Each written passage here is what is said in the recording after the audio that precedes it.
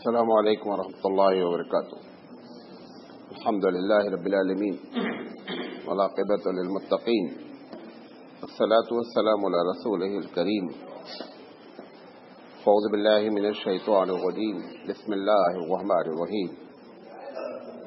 لقد كان لکم فی رسول اللہ اسوۃ حسنہ.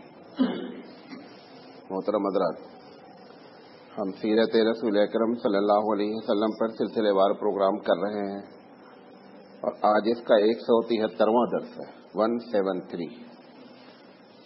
اور آج سے ہم جو بات بتانا چاہتے ہیں آپ کو کہ سب سے پہلے اللہ کے رسول صلی اللہ علیہ وسلم نے لوگوں کے ایمان کو مکمل کرنے کی تربیت کی،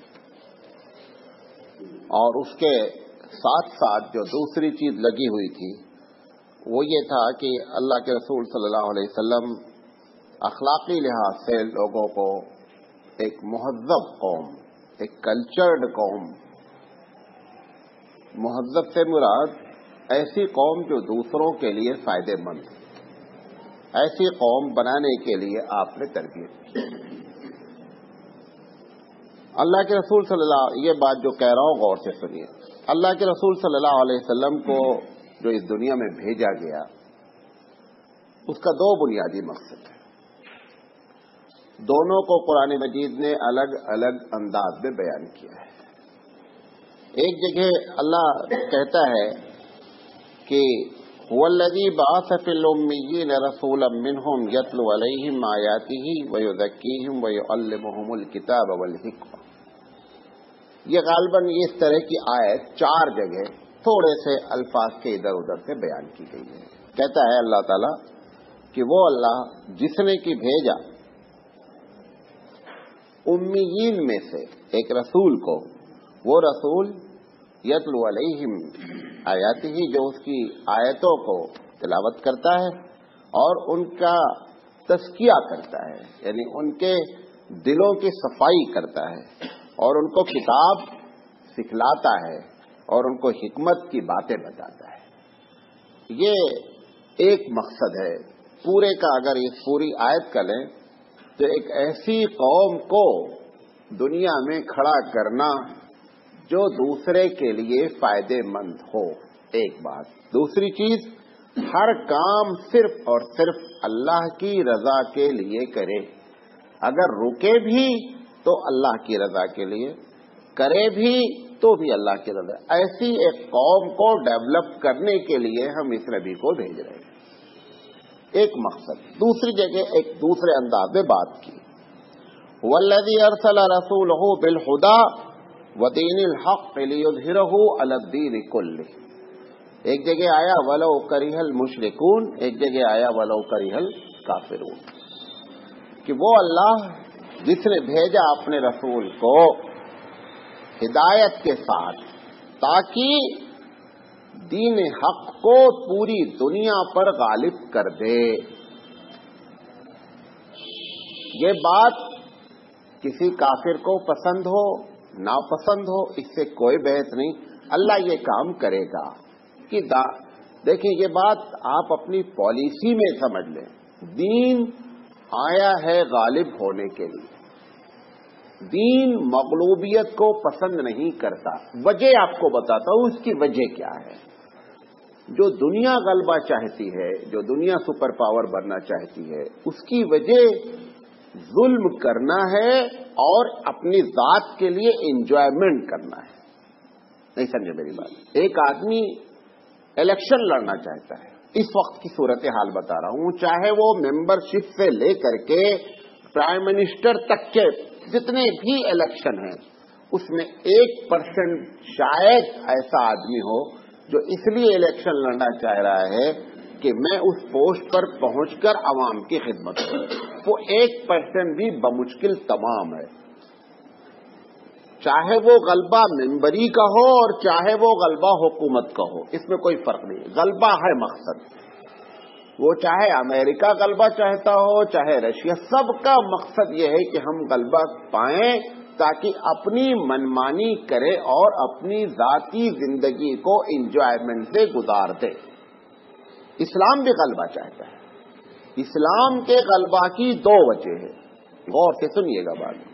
اسلام غلبہ چاہتا ہے تاکہ دنیا میں سکون برقرار ہو، کرپشن قطعی نہیں ہو۔ اچھا، جب غلبہ ملتا ہے، آپ کو بھی اگر کوئی آفیسر بن جاتے ہیں، پیسے سے غلبہ مل جائے، اقتدار سے غلبہ مل جائے، کسی عہدے سے غلبہ مل جائے، تو 95% ہم کیا کرتے ہیں؟ اس کو مس یوز کرتے ہیں۔ اس کو مس یوز کرنے سے کنٹرول کرنے والی چیز کیا ہے؟ وہ دین ہے۔ اگر دینداری کے ساتھ غلبہ حاصل ہوگا تب تو گاڑی صحیح چلے گی، اور اگر دینداری کے بغیر غلبہ حاصل ہوگا تو نتیجہ کیا نکلے گا؟ کرپشن ہوگا۔ اسلام غلبہ چاہتا ہے اس آیت سے کہ لیظہرہ علی الدین کلہ ولو کرہ المشرکون، وہ چاہتا ہے کہ دین غالب ہو۔ اب یہ بات اللہ کو معلوم ہے کہ یہ غلبے کا مزاج ہے کرپشن، لہذا اس کرپشن کو کنٹرول کرنے کے لیے کیا ہے کہ آپ دیندار ہو جائیں۔ اب اللہ کے رسول کی دوسرا جو پہلی آیت میں نے پڑھی کہ آپ کی زندگی لوگوں کو مہذب کرنا تاکہ جب غلبہ حاصل ہو تو کرپشن سے بچے رہیں۔ بات دونوں لنک کر گئی کہ نہیں سمجھے میری بات؟ غلبہ کے ساتھ اگر دینداری نہیں ہوگی تو کرپشن کوئی مائی کا لال روک نہیں سکتا ہے۔ حضرت عمر رضی اللہ تعالیٰ عنہ کا واقعہ ہے کہ وہ آدمی آتا ہے، کہتا ہے میں آپ سے بات کرنا چاہتا ہوں۔ وہ چراغ جلائے ہوئے، چراغ میں جو تیل پڑا ہوا ہے وہ سرکاری ہے۔ وہ کہتے ہیں کہ تم ذاتی بات کرنا چاہتا ہو یا سرکاری کوئی بات کرنا چاہتے ہو؟ انہوں نے کہا میں ذاتی بات کرنا چاہتا ہوں۔ تو انہوں نے کہا کہ میں چراغ بجھا دیتا ہوں کیونکہ یہ تیل سرکاری ہے۔ وہ کیوں؟ آپ اندازہ کریں کہ وہ امیر المومنین ہے، اس وقت سپر پاور کے قریب پاور ہے، کرپشن پر اتنا اس کا دھیان ہے۔ کیوں؟ اس نبی نے ان کو مہذب بنایا ہے کہ غلبہ پانے کے باوجود بھی چراغ میں ایک قطرہ تیل بھی کرپشن میں نہیں شمار ہونا چاہیے۔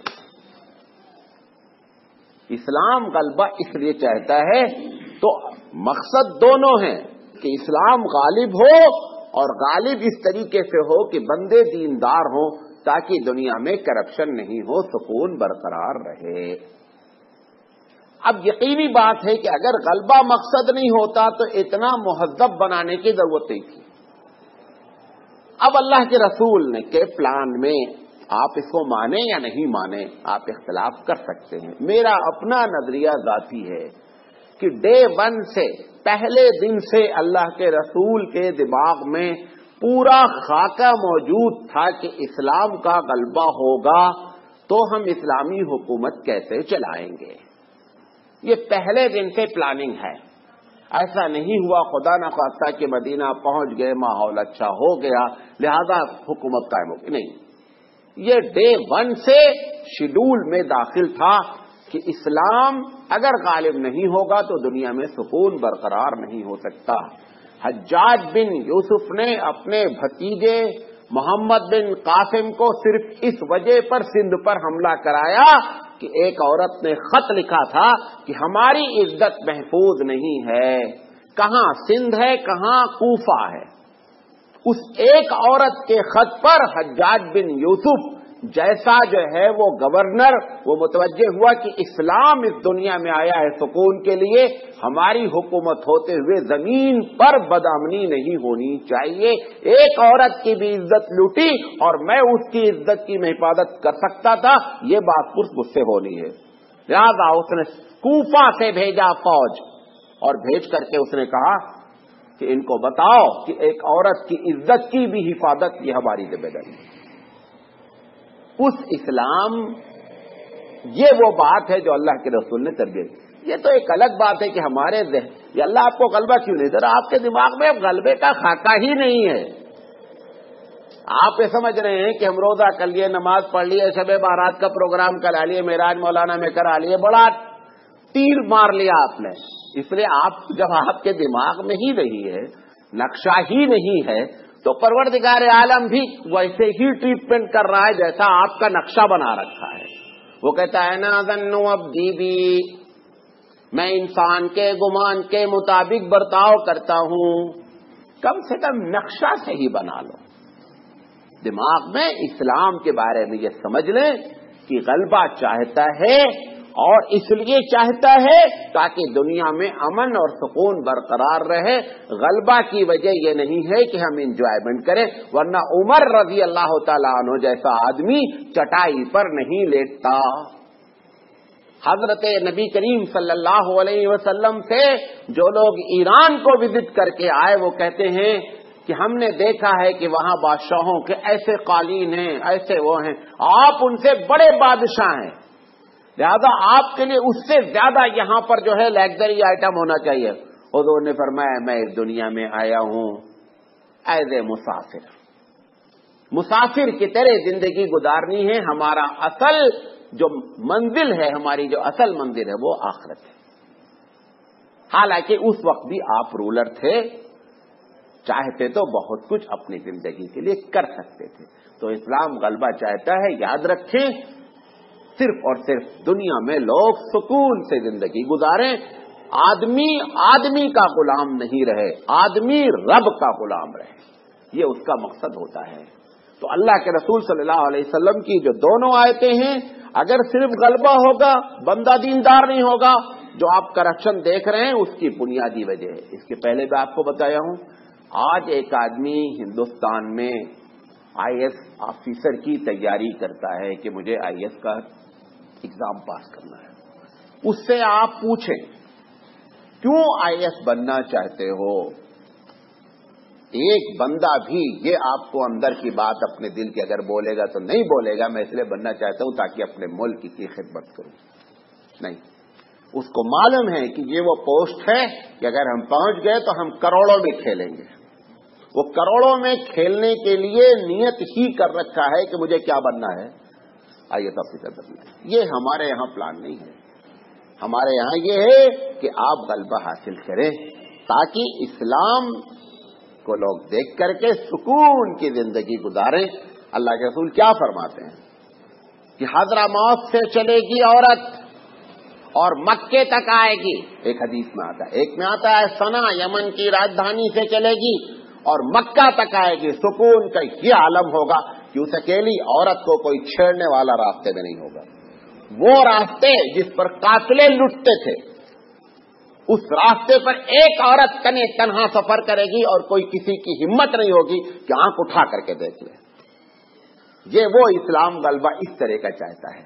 तो अल्लाह के रसूल के शेड्यूल में डे 1 से ये था कि इस्लाम इंशाअल्लाह गालिब होगा। एक आमिर शख्स का नाम, आमिर बंदे का नाम है, एक कबीले का सरदार है। अल्लाह के रसूल सल्लल्लाहु अलैहि वसल्लम की सारी एक्टिविटीज मक्के में देख रहा है। गौर से सुनिएगा, इसमें देख रहा है। उसने, बड़ा दूर अंदेश आदमी था, उसने अंदाजा कर लिया कि एक न एक दिन इस बंदे का झंडा गड़ना है। उसने आकर अल्लाह के रसूल से कहा कि मैं कबीले का सरदार हूं, मैं आपसे एक बात करना चाहता हूं। क्या बोलो? कहा कि आपकी सारी जो कोशिशें हैं, जो आप तरबियत कर रहे हैं, जो सब कुछ कर रहे हैं, इसका एक रिजल्ट निकलना है और वो रिजल्ट है आपकी हुकूमत कायम होना। कौन? वो काफिर। उस वक्त उसकी उम्र 86 साल थी गालिबन। वो ये देख करके हुजूर से आकर कहता है कि मैं पूरे कबीले के साथ इस्लाम कबूल करना चाहता हूं, लेकिन एक शर्त है।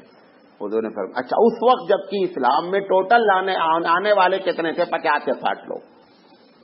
अल्लाह के रसूल से जब सुना कि पूरा कबीला कबूल करेगा तो हुजूर के लिए इससे बड़ी कोई खुशी की बात ही नहीं थी। लिहाजा हुजूर ने कहा, बोलो भाई क्या कंडीशन है? उसने कहा कि आप जब खलीफा बन जाएंगे, फिर इस दुनिया से जब चले जाएंगे, मेरा नॉमिनी में मुझे वली अहद बना कर जाइए कि आपके बाद मैं इसका जो है वो नॉमिनी, वली अहद। अल्लाह के रसूल को क्या कहना चाहिए था? ठीक है, बात तो बन जाना, मैं तो अल्लाह अल्लाह करूंगा, मस्जिद पकड़ लूंगा, तो लोगों को जो है वो दीन की बातें सिखाऊंगा, तुम बन जाना। उसने सौदा बहुत बड़ा मांगा। اللہ کے رسول نے کہا دیکھ اس وقت معاملہ رب کے ہاتھ میں ہوگا. والامر بید اللہ وضعوا حیث یشاء، جہاں چاہے گا وہاں چابی دے گا. میں یہ تم سے پرومس نہیں کر سکتا، چاہے تم قبول کرو اور چاہے نہیں قبول کرو. یہ مکی زندگی کا واقعہ ہے. ابھی اسلام زیادہ 6 سال کی بات ہے. اس کے بعد یہ بندہ آ کر کے حضور سے اس طریقے سے گفتگو کر رہا ہے. تو یہ بات پکی ہے. اللہ کے رسول کے ذہن میں پہلے دن سے تھا کہ اسلام انشاءاللہ غالب ہوگا اور دنیا میں سکون قائم ہوگا. اور دنیا نے سکون دیکھا. سراقہ نے حضور کا پیچھا کیا. ہجرت کا موقع ہے. اللہ کے رسول اپنے باپ کی پراپرٹی پر بھی قبضہ کرنے کی پوزیشن میں نہیں ہیں. چھپ کر کے رات میں بھاگ رہے ہیں. سب معلوم میں آپ کو پوری بات بتا چکا ہوں. غار ثور سے نکلتے ہیں. سراقہ پیچھے پہنچتا ہے. سراقہ کا اونٹ ریت میں ٹھوکر کھا کے گرتا ہے. 3 مرتبہ گرتا ہے. سراقہ کہتا ہے چلا کر کے کہ آپ رک جائیے، ہم نقصان نہیں پہنچانے والے ہیں. حضور صلی اللہ علیہ وسلم نے ابو بکر سے کہا کہ کون ہے؟ کہا سراقہ کا آنے دو. سراقہ پہنچتا ہے. کہتا آپ مجھے ایک امان کی پرچی لکھ دیجئے کہ میں اگر مدینہ آؤں تو لوگ میرے ساتھ ایز اے مسلم برتاؤ کریں. مجھے یہ نہیں سمجھے کہ سراقہ کافر ہے لہذا میری گردن ہی اڑا دی جائے. حضور نے ابو بکر صدیق رضی اللہ تعالیٰ کا ان کو پرچی لکھ دو. پرچی لکھنے کے بعد وہ بہت غور سے سنیے گا، وہ بندہ یہ جملہ کہہ رہا ہے نبی کریم صلی اللہ علیہ وسلم جو اپنی باپ کی پراپرٹی پر قبضہ نہیں ہے، وہ جملہ کہہ رہے ہیں سراقہ ایک دن آئے گا کہ قیصر اور کسرا کے کنگن تیرے ہاتھوں میں ہوں گے. یہ کیسے بول سکتا ہے بندہ؟ ایک بندے کو اپنی باپ کے مکان پر رہنے کی پرمیشن نہیں دی جا رہی، قتل سے لوگ قتل کرنا چاہ رہے ہیں. وہ دیکھ رہا ہے آگے کی زندگی. وہ دیکھ کیوں معراج سے بھی واپس آ چکے ہیں. معراج میں اللہ نے اپنے راز کھول بھی دیے ہیں. پروردگار عالم کہ اس معراج کے بعد معراج کا یہ دولہا گفتگو کرتا ہے کہ قیصر اور کسرا کے کنگن تیرے ہاتھ میں ہوں گے. اس وقت یہی 2 سپر پاور تھے. ان دونوں کے سپر پاور کے ٹوٹنے کی بات، اور تو صرف ٹوٹیں گے نہیں، توڑے گا اسلام اور سکون برقرار کرے گا اسلام. بات سمجھے؟ تو یہ بات میں کہنا چاہتا ہوں. اب اللہ کے رسول نے جو تربیت فرمائی صحابہ کی وہ اس انداز میں فرمائی کہ دنیا میں سکون برقرار ہو. ہماری اور آپ کی پیدائش کا مقصد قرآن مجید نے جہاں کہا وہاں کہا اخرجت للناس. تم کو تمہارے لیے نہیں پیدا کیا جا رہا ہے. اگر تم کو تمہارے لیے پیدا کیا جاتا تو آلریڈی اس دنیا میں بہت سی امتیں موجود تھیں جو اپنا پیٹ بھر رہی تھی، اپنا جہنم سیدھا کر رہی تھی.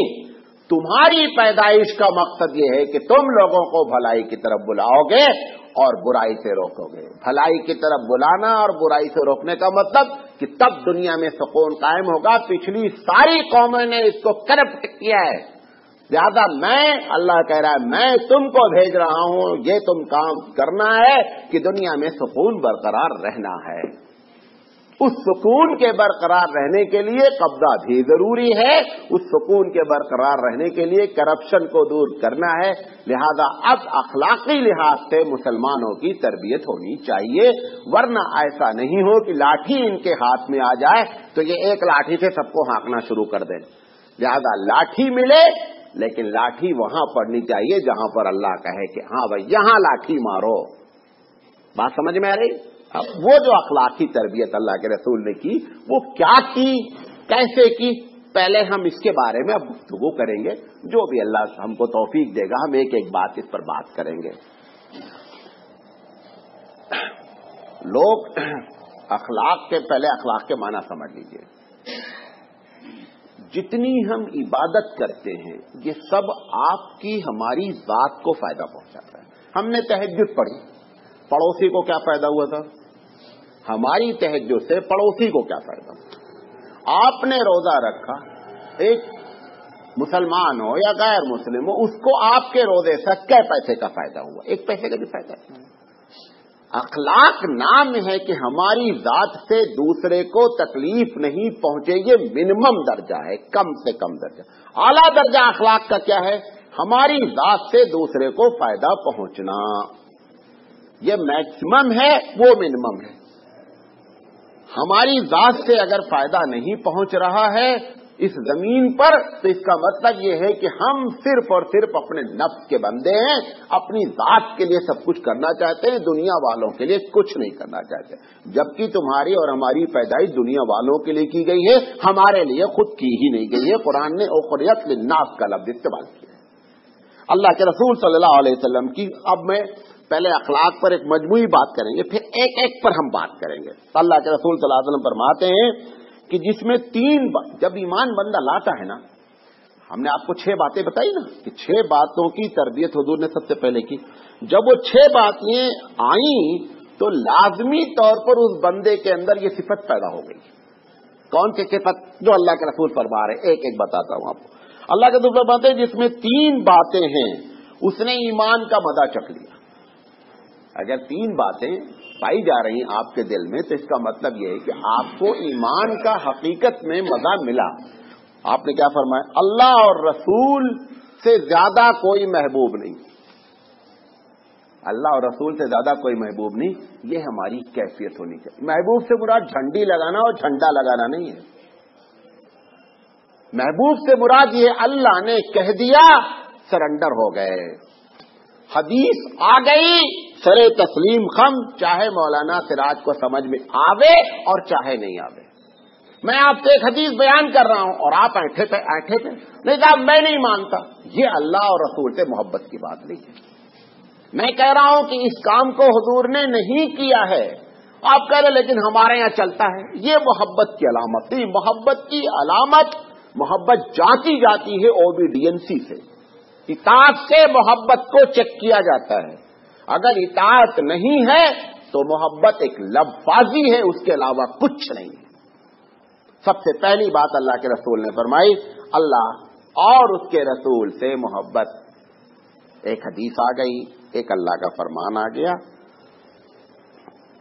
آپ کی عقل میں آ رہا ہے نہیں آ رہا ہے، کچھ بھی ہے، اسی کا نام ہے آمنا و صدقنا۔ اے اللہ ہم ایمان بھی لائے اور ایمان لانے کے بعد ہم یہ سچ مانتے ہیں کہ جو آپ نے کہا اسی میں سب کچھ ہے، بقیہ سب چھوٹ ہے۔ یہ اللہ اور رسول سے محبت کا معنی ہوتا ہے۔ جھنڈا چاہے آپ کتنا بڑا لگا لیں اس سے کچھ فرق نہیں پڑتا۔ بعض گھروں میں جھنڈے بھی لگائے، نیچے کدو بھی لٹکا رکھے۔ اللہ بھی سوچتا ہوگا، آج ایک دکان میں گئے گوشت خریدنے، اب سمجھ ہی نہیں آ رہا ہے کہ یہ مسلمان ہے یہ ہندو ہے۔ آپ بھی دیکھ لیجئے گا جا کر کے بھنڈوار میں، جہاں پہ وہ گوشت کاٹ رہا ہے وہاں پر وہ ناریل رکھے ہوئے ہیں اور کیا کہتے ہیں تصویر لگائے ہوئے ہیں۔ ہم ذرا سے اندر جھانکے تو وہاں وہ بسم اللہ الرحمن الرحیم کا بڑا سا بورڈ لگا ہے۔ سمجھ ہی نہیں آتا کیسے قسم کے لوگ ہیں۔ میں گھسا مسلمان سمجھ کے، اچھا اس کے یہاں پہ داغ تھا، میں سمجھا کہ نماز کا داغ نشان ہے۔ اچھا وہ اس کے بعد دیکھا کہ لال رنگ کا بھی لگائے ہوئے ہیں۔ اب تو خیر ہم نے اس سے سودا کر لیا تھا شرعی لحاظ سے، ہم نے اسے تولا لیا گوشت، لہذا ہم کو لینا پڑا، لیکن پھر ہم کنفیوز ہی رہے کہ مطلب یہ ہے کیا، ادھر ناریل ہے ادھر بسم اللہ الرحمن الرحیم ہے اور کیا کہتے ہیں مسجد نبوی کا فوٹو لگا ہوا ہے، ادھر یہ ایسے ایسے معاملات ہم لوگوں نے گھپلے کر رکھے ہیں۔ تو ہمارے گھر کے سامنے جھنڈا بھی لگا ہے، نیچے کدو بھی لٹک رہا ہے، دونوں ایک ساتھ۔ اب معلوم نہیں اللہ تمہارے ساتھ کدو والا معاملہ کرنا ہے کہ جھنڈے والا معاملہ کرنا۔ یہ پہلی علامت اللہ اور رسول سے محبت۔ دیکھیں جب تک عقیدہ صحیح نہیں کریں گے کچھ بھی بات نہیں بنے گی، قسم خدا کی کھا کے کہتا ہوں۔ سب سے پہلا کام عقیدے کو پیوریفائی کریں، 24 کیرٹ کا عقیدہ ہونا چاہیے، 1% بھی ملاوٹ نہیں چلے گی۔ اللہ کے رسول فرماتے ہیں من صلی یرائی فقد اشرکا، جس نے نماز پڑھی اور دکھاوے کے لیے پڑھی، پوری نماز کو کنڈم کیا، کہا شرک کیا۔ کیوں؟ मिनरल वाटर की बोतल में एक कतरा पेशाब भी पूरी बोतल को बर्बाद करता है। अकीदा प्योर होना चाहिए, एक कतरा पेशाब भी पूरे अकीदे को डैमेज करता है। और खतरनाक किस्म का केमिकल शिर्क है जो तौहीद उसको कभी बर्दाश्त नहीं कर सकती।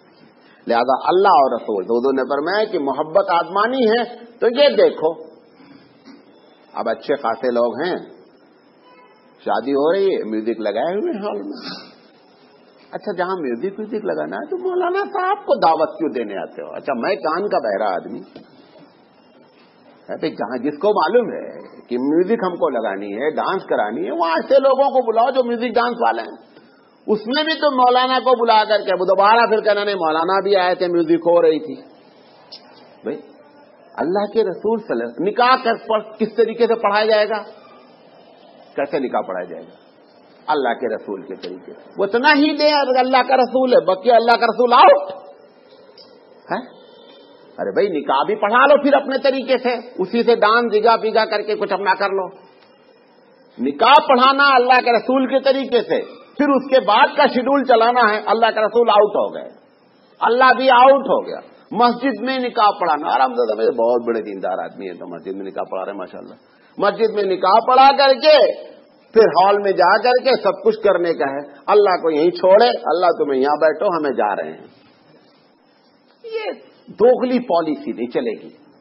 सरासर मोम या संग हो जा, या तो बोल दो अल्लाह से अल्लाह हमको आपका मजहब नहीं पसंद, अल्लाह आपके और हमारे मजहब को मुताबिक नहीं कि तुम्हें मानेंगे तो अल्लाह बहुत खुश हो जाता, वरना अल्लाह की खुदाई में कुछ फर्क नहीं आता, कुछ भी फर्क नहीं होता। हजरत अब्दुल्लाह बिन अब्बास रज़ी अल्लाह तआला से रवायत है, सारी दुनिया मेरी पुजारी हो जाए तो भी मेरी सेहत पर फर्क नहीं पड़ता, और सारी दुनिया इनकार कर दे तो भी मेरी खुदाई में नक्स नहीं आता है। वो खुद से खुदा है, तुम्हारे बनाने से नहीं है। इसीलिए उसको फारसी में खुदा कहते हैं। खुदा का मतलब जो खुद से है, आपके वोट दे करके वो सिलेक्ट नहीं हुआ है, प्राइम मिनिस्टर बना। बात समझ में आ रही है? खुद ने ये पहली बात बताई। दूसरी बात आपने फरमाई, जो सिर्फ खुदा के लिए किसी से मोहब्बत करे।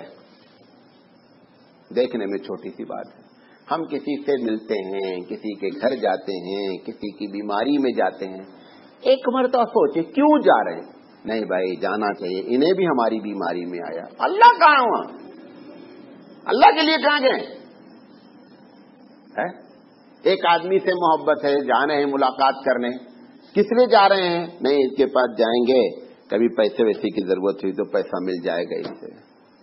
सबके पीछे अल्लाह के अलावा सब कुछ है, अल्लाह नहीं। अल्लाह के रसूल फरमाया कि अपने ईमान को जांचना है तो देखो, कम से कम एक आदमी से ऐसी मोहब्बत रखो कि जिसकी वजह सिर्फ अल्लाह हो। तो चलो 99 से नहीं रख सकते, अपनी भी कमजोरियां हैं, हम भी इंसान हैं, नहीं एक तो कम से कम अल्लाह वो पूछे कि वैसा एक मोहब्बत बताओ यार जो तुमने हमारे लिए की हो, तो खड़ा करो कि अल्लाह देखो फलां से जो मोहब्बत थी ने वो सिर्फ अल्लाह आपके लिए थी, बच्चा उसके पीछे कोई ना। कम से कम एक रखो नमूने के तौर पे जो अल्लाह के सामने, क्योंकि अल्लाह रहमान और रहीम है, वो आपके एक पर भी मग़फ़िरत कर सकता है, लेकिन 99 के 100% में एक भी नहीं। ये बड़े अफसोस की बात है। अल्लाह के रसूल ने दूसरी बात ये फरमाई, तीसरी बात फरमाई कि जिस आदमी को ईमान लाने के बाद, क्योंकि ज्यादातर कुफ्र से लोग पलट कर इस्लाम की तरफ आ रहे हैं, तो आपने फरमाया कि उसको अब कुफ्र की तरफ पलटना निहायत नागवार हो कि तीन चीजें पाई जाएं तो आप समझें कि ये ईमान का हमको अंदर से मजा मिल रहा है। वो जो ईमान की बात हमने 6 शुरू में की, उसके बाद ये नतायज बरामद होने चाहिए। ये नतायज कैसे बरामद? अब देखें आप, अबू बकर ईमान किसके लिए लाए? अल्लाह के लिए लाए। उनके बेटे ने एक मरतबा कहा ना, अब्दुर्रहमान ने, कि एक दिन आप हमारी तलवार की जद में आ गए थे ना, मैं अब्बा समझ के छोड़ दिया, वरना मैं आपको मार देता। अबू बकर सिद्दीक रज़ी अल्लाह तआला ने कहा कि अगर तुम मेरी तलवार की जद में आते तो मैं पहले तुम्हारी गर्दन मारता। तुम कुफ्र में कच्चे थे, मैं इस्लाम में पक्का था। यह है अल्लाह से मोहब्बत की बात, यह है अल्लाह से मोहब्बत की बात कि बेटा भी अगर सामने आ गया تو کہتے ہیں کہ میں تلوار چلا دیتا، یہ نہیں دیکھتا کہ میرا بیٹا ہے. اس وقت ہمارے پاس اسلام ہے، بقیہ کچھ نہیں. اس قسم کے ایمان ہوا تب اللہ نے ابو بکر کو سلام بھیجا. ہم پر لعنت ہوتی ہے، اللہ کے رسول نے بے شمار لوگوں پر لعنتیں بھیجی ہیں. کبھی زندگی رہی تو ایک تقریر کرنا ہے کہ اللہ کے رسول نے اور اللہ نے کتنے لوگوں پر لعنت بھیجی ہے. وہ ایک پوری تقریر ہے 1.5 گھنٹے کی، سمجھے. وہ ایسے سلامتی نہیں آئی، ایسے صدیق کا لقب نہیں ملا. یہ ایمان لانے کے بعد وہ کیفیت. معراج میں کیا کہا انہوں نے؟ کہا تھا فلاں آدمی کہتا ہے ہم یہاں سے فلسطین گئے، فلسطین سے جنت گئے. ابو بکر نے کہا جھوٹ بولتا ہے. کہا تمہارے صاحب کہتے ہیں. کہا اگر صاحب کہتے ہیں تو 100% صحیح کہتے ہیں. ایسی کیفیت ہونی چاہیے، ایسی کیفیت اللہ کے رسول کے عمل، اللہ کے رسول سے محبت کے بارے میں ہمارے دلوں میں آنی چاہیے. جب تک وہ کیفیت نہیں ہے سب دکھاوا ہے، سب دھکوسلا ہے، کچھ بھی نہیں. اندر سے ہم اپنے آپ کو بدلنے کی کوشش کریں، تب جا کر کے چھوٹا عمل بھی اللہ کے دربار میں بہت بڑا پہاڑ کے مانند ہے. شرط یہ ہے کہ اس کے اندر یہ بات پائی جائے. پھر اللہ کے رسول نے فرمایا ایک دوسرے موقع پر کہ جس کے اندر 3 باتیں ہوں اس نے ایمان کا مزہ چکھ لیا. آپ نے فرمایا اگر حق بات ہے تو اس کے سامنے جھگڑنے سے باز رہتا ہے. ہم آرگومنٹ کرتے ہیں، غور سے سنیے گا، اس میں سب لوگ ملومے تھے. مولانا سراج نمبر 1 پہ ہم آپ سے بحث کرتے ہیں. ہم بحث کرتے کرتے تھوڑی دیر کے بعد ہم کو محسوس ہوتا ہے میں رانگ جا رہا ہوں، لیکن میری ناک کا معاملہ ہے لہذا میں خاموش نہیں رہوں گا. اللہ کے رسول کہہ رہے اگر ایمان ہے، اور ایک تو یہ ہے کہ آپ حق سمجھ کر بات ہی کریں، ٹھیک ہے آپ بات کرتے رہیے، یقینی بات. لیکن جہاں پر آپ کے دل نے خود کہہ دیا کہ بیٹا غلط جا رہے ہو اور غلط پٹری پکڑ لی ہے، اب وہاں پر سرنڈر ہو جانا چاہیے اور اس سے کہہ دینا چاہیے کہ میں غلطی کر رہا تھا. اللہ کے رسول کہتے ہیں ایمان کا یہ تقاضا ہے کہ سچ بات پر نہیں جھگڑے گا. ٹھیک ہے ایک آدمی بحث کر رہا کسی ٹاپک پر، ٹاپک بھی ہو سکتی ہے، معاملات بھی ہو سکتے ہیں، پیسہ بھی ہو سکتا ہے، پراپرٹی بھی ہو سکتی ہے، سب کچھ ہو سکتی ہے. ایک وقت آپ کو معلوم ہو گیا کہ میں غلطی پر ہوں، فوراً کیا کرنا ہے؟ نہیں صاحب جو آپ کہہ رہے تھے وہ بات صحیح ہے، میں غلطی پر ہوں. 2 دن پہلے کی بات آپ کو بتاتا ہوں. آج کل گھر کے چکر میں بڑے دوڑ. ایک رکشے والے سے میں نے کہا کہ مجھے یہاں چھوڑ دو. وہ نیا نیا تھا بیچارہ، شاید یا گاؤں سے آیا تھا، کیا چکر تھا. وہاں مدنی کالونی سے یہاں تک کوئی شریف رکشہ والا بھی 60 روپے سے کم نہیں دیتا. اس نے کہا کہ میں 45 روپے لوں گا. تو اب وہ ہمارے ساتھ ہمارا بھانجا تھا، وہ مسکرایا کہ یہ صحیح بندہ ملا ہے. تو میں نے اس سے کہا کہ تمہیں معلوم ہے؟ کہاں معلوم. ہم نے کہا کہ یہاں 45 میں کوئی نہیں جاتا ہے، 60 سے کم میں کوئی نہیں جاتا، میں آپ کو 60 روپے دوں گا. یہ ایمان کا تقاضا ہے کہ ایک آدمی مجبور یا ایک آدمی بیچارہ انجان آپ غلطی کر رہا ہے، نہیں اس سے فائدہ اٹھائیں. امام اعظم علیہ الرحمہ کا فتویٰ ہے کہ اگر کوئی آدمی اپنی چیز لا کر کے آپ سے بیچ رہا ہے اور مجبور ہونے کی وجہ سے اس کا مارکیٹ سے ریٹ کم لگ رہا ہے تو مجبوری کا فائدہ نہیں اٹھائیں، اس سے بتائیں کہ یہ مال جو تم بیچ رہے ہو یہ 200 کا نہیں، یہ 500 کا ہے، لہذا یہ 500 روپے پکڑو. ایسے کیریکٹر کے لوگوں کو، یہ میں اپنی بات بتا رہا ہوں بڑے ہونے کے لیے، آپ کو مثال دینے کے لیے کہ ایسی کیفیت پیدا کریں اپنے اندر. مزے نہیں کریں. 45 بولا تو آنکھ مار دیں ہاں آج صحیح ہو گیا ہے، نہیں، وہ آنکھ آپ مار رہے ہیں، اوپر ریکارڈ ہو رہی ہے، وہ کھولی جائے گی، وہ فائل کھلے گی. لہذا یہ بات جو اللہ کے رسول کہہ رہے ہیں کہ اگر آپ کو حق بات معلوم ہو گئی تو سرنڈر ہو جائے. بہت دیکھنے میں چھوٹی چیز، کہنے میں عمل نہایت دشوار کن ہے. بیوی ہماری کبھی گھر میں لڑتی، کبھی بازو والے سے لڑتی. ایمانداری سے بتاؤ کہ جب بازو والے سے لڑی ہے کبھی ہم نے بازو والے کا سپورٹ کیا ہے؟ ہم ہمیشہ کس کے سپورٹر رہے ہیں؟ اپنی بیوی کے سپورٹر رہے ہیں. ہمارا بھائی بازو والے لڑکے سے لڑا ہے، ہم کس کے سپورٹر رہے ہیں؟ अपने भाई के सपोर्ट है।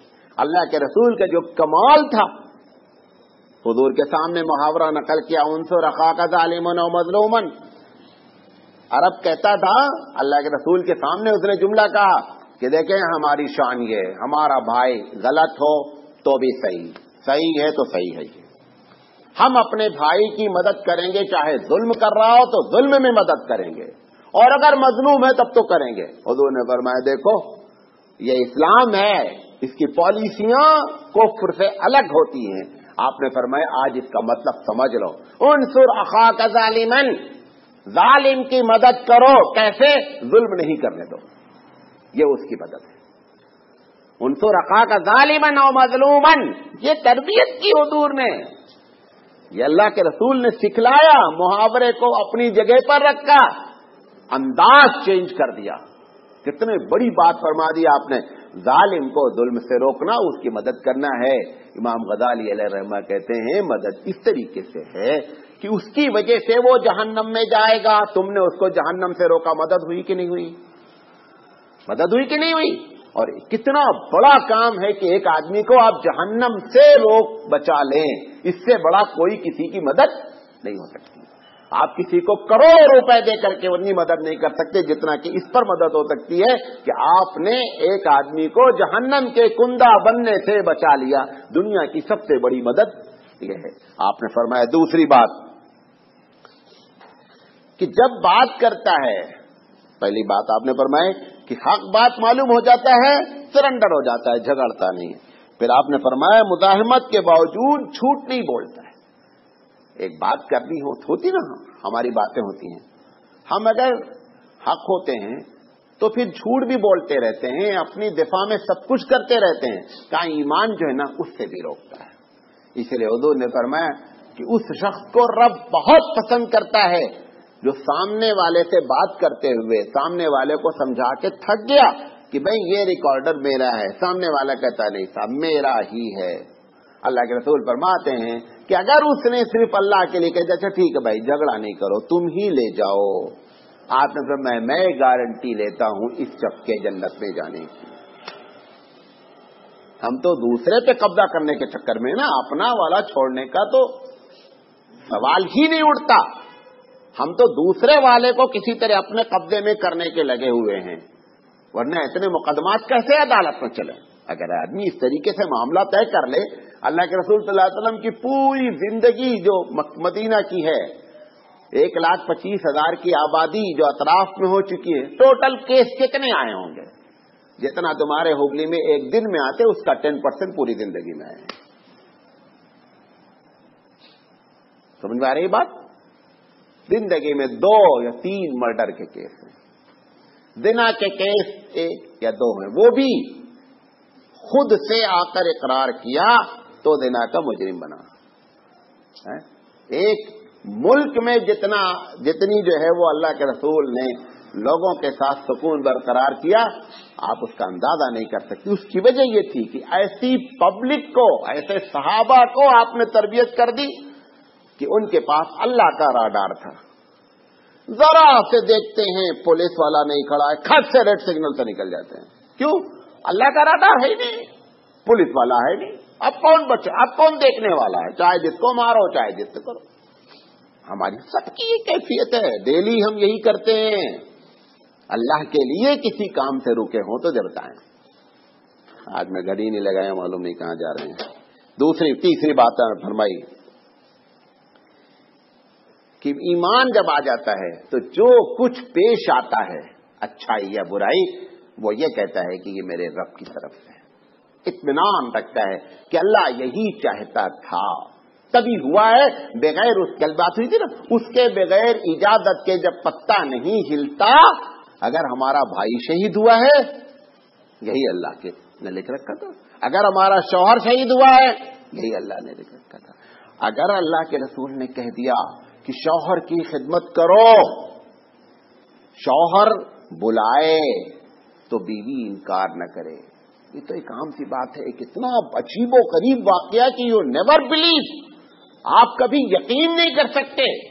एक साहबी आते हैं सफर से, कुछ दिन के बीवी से بچھڑے ہوئے ہیں بیچارے. بیوی کو یہ معلوم ہے کہ شوہر کی خدمت. حضور نے فرمایا کہ اگر سجدے کی اجازت ہوتی تو میں کہتا کہ بیویاں اپنے شوہروں کو سجدہ کریں. یہ اس کے دماغ میں, اس صحابیہ کے دماغ میں یہ رتبہ موجود ہے شوہر کا. بچے کا انتقال ہو جاتا ہے جس دن وہ آتے ہیں. اب اگر بچے کے انتقال کی خبر دیتے ہیں تو یقینی بات ہے شوہر باہر سے آیا ہے, بیوی سے مل نہیں پائے گا, غمگین ہوگا. ان کے نزدیک یہ خبر دینا کم ہے. رات میں اپنے شوہر کے ساتھ رہتی ہیں. کوئی ہماری عورت کر سکتی ہے؟